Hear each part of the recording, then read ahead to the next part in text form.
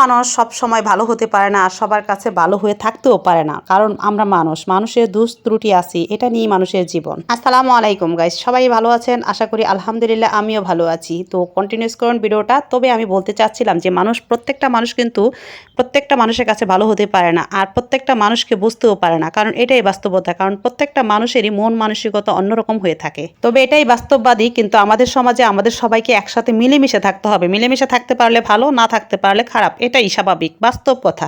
এভাবে মানুষের জীবন চলে যায়। তো আজকে কথা বলতে বলতে এখানে কিন্তু একটা খাবার আয়োজনে চলে আসলাম। এখানে আমরা খাচ্ছি, সেই খাওয়ার ভিডিওটাও তোমাদের সাথে শেয়ার করতেছি, তারপর একে কিছু বলতেছি বাস্তব কথাগুলা।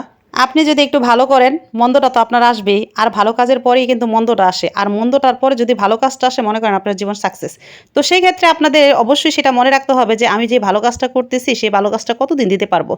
এই মন মানসিকতা রেখেই কিন্তু আপনার ভালো কাজটার সার্ভিসটা দেওয়া উচিত। এখন আপনি শো আপ করার জন্য সবসময় ভালো কাজটা দেখাবেন, কিন্তু মানুষের অ্যাবসেন্সে আবার তাকে নিয়ে সমালোচনা আলোচনা সব কিছু করবেন, তারপর অন্য একজন পার্সন শুনবে, সেটা আবার তার কাছে গিয়ে বলবে, তাহলে আপনি তো ভালো রইলেন না। তাই যারা পরআলোচনা করেন, বড় সমালোচনা করেন, তাদেরকে বলছি উদ্দেশ্য করে যে যেটা করবেন মন থেকে করবেন। মন থেকে ভালোবাসলে ওই ভালোবাসা কখনো বিফলে যায় না। কিন্তু আপনি যদি উপরে ভালোবাসা দেখান, তারপর তার অ্যাবসেন্সে তার ভালোবাসা নিয়ে তার কি করছেন, কি খাওয়াইছেন, কি দিচ্ছেন, তার জন্য কোনটা করছেন, এইসব নিয়ে যদি সারাক্ষণ আপনি এই টপিকসে এর সাথে ওর সাথে কথা বলেন, কিন্তু কথাগুলো কি আপনার একসাথে থাকবে? এটা অবশ্যই ভাইরাল হবে। আর সেই কথাটা ভাইরাল হওয়ার পরে যদি আপনাকে সে আইসে এটাকে কোয়েশ্চন করে অ্যান্সার জানতে চায়, তাহলে আপনি সেটাকে দিতে চান না।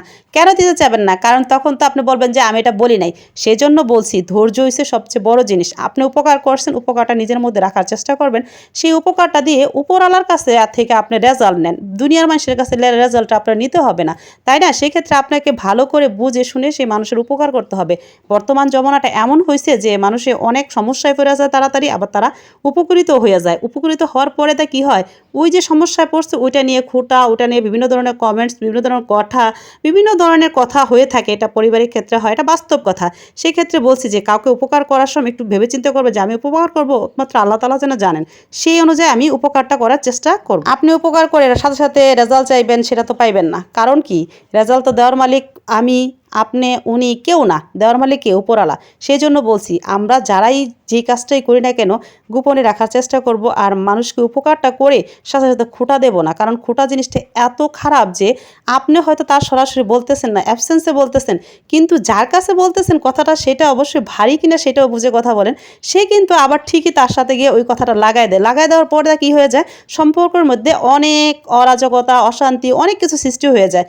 তাই বলছি যে কারো দোষ বলার আগে দিয়ে নিজেকে একটু দেখার চিন্তা করেন এবং নিজেকে একটু বোঝার চেষ্টা করবেন। দোষ ত্রুটি নিয়েই আমরা মানুষ, আমরা পুরা নির্দোষ সবাই, সেটাও না। তাই আজকে কথাগুলো বললাম, কারো গায়ে লাগলে তবে আমার করার কিচ্ছু নাই, তবে এটা বাস্তব কথা শেয়ার করলাম। আজকের মতো আল্লাহ হাফেজ।